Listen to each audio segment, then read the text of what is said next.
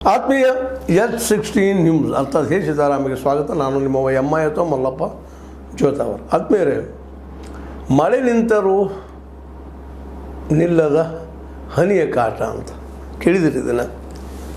ಅದ್ರಾಗ ಮರದ ಕೆಳಗೆ ನಿಂತಾಗಂತ ಸಹಜ ಮಳೆ ನಿಂತು ಸಹಿತ ತೋರಿಸ್ಕೊಳ್ಳೋದು ತಪ್ಪುದಿಲ್ಲ ಅಂದಂಗೆ BJP ಏನು ಹೈಕಮಾಂಡ್ ಇವರಿಬ್ಬರ ಮಧ್ಯೆ ಜಗಳ, ಯತ್ನಾಳ್ ಮತ್ತು ವಿಜೇಂದ್ರ ಮಧ್ಯೆ ಜಗಳ ಅಂತ ಒಂದಿಷ್ಟು ಏನೋ ಸಮಾಧಾನ ಮಾಡಿತು ಅನ್ನೋದ್ರೊಳಗೆ ಮತ್ತೆ ಶುರು ಆಗಿಬಿಟ್ಟದ.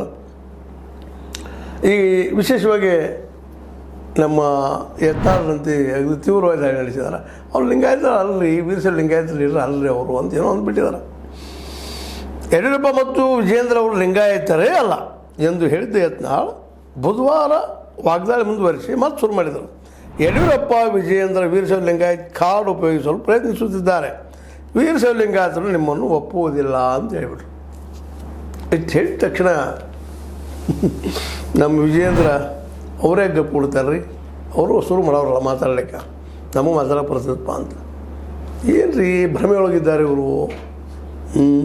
ಯಾಕಂತಂದ್ರೆ ಯಡಿಯೂರಪ್ಪ ಅವರು ವೀರಶೈವ ಲಿಂಗಾಯತರೇ ಅಲ್ಲ ಎಂದು ಹೇಳಿದ ಹೇಳಿಕೆ ಪ್ರತಿಕ್ರಿಯಿಸಿದ ಅವರು, ಜಾತಿ ಹೆಸರು ಹೇಳಿಕೊಂಡು ರಾಜಕಾರಣ ಮಾಡಲು ಹೋದವರು ಕೇವಲ ಶಾಸಕರಾಗಿ ಮಾಜಿಗಳಾಗಿ ಉಳಿದಿದ್ದಾರೆ.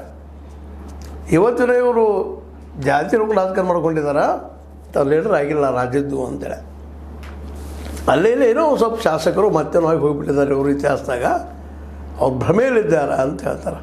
ಇನ್ನೂ ಒಂದು ಹೆಜ್ಜೆ ಮುಂದೆ ಹೋಗಿ ನಮ್ಮ ಯಡಿಯೂರಪ್ಪರ ಬಂಟ MP, ನಿಮಗೆ ಗೊತ್ತದೆ MP ಅಂದ ತಕ್ಷಣ ಗೊತ್ತಾಗ್ಬಿಡ್ತದ.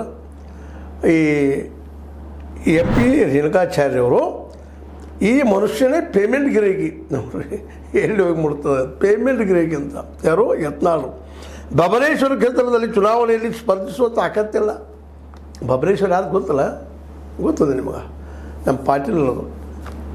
ಅವ್ರ ವಿರುದ್ಧ ನಿಲ್ಲಕ್ಕೆ ಶಕ್ತಿ ಇಲ್ಲ ಇವ್ರಿಗೆ. ಅಲ್ಲಿ ಓಡಿ ಬರ್ತಾರೆ, ಅಲ್ಲಿ ಹೊಂದಾಣಿಕೆ ಐತಿ ಅವ್ರದ್ದು. ಮ್ಯಾಚ್ ಫಿಕ್ಸಿಂಗ್ ರಾಜಕಾರಣಿ ಸಿದ್ಧಸಿರಿ ಬ್ಯಾಂಕ್ನಲ್ಲಿ ನಿನ್ನ ಕುಟುಂಬದವ್ರು ಇಲ್ವಾ ಅಂತ ಪ್ರಶ್ನೆ ಮಾಡ್ತಾಯಿದ್ದಾರೆ. ನೀವು ಕುಟುಂಬ ರಾಜಕಾರಣ ಮಾತಾಡ್ತೀವಿ ಮಾರಾಯ.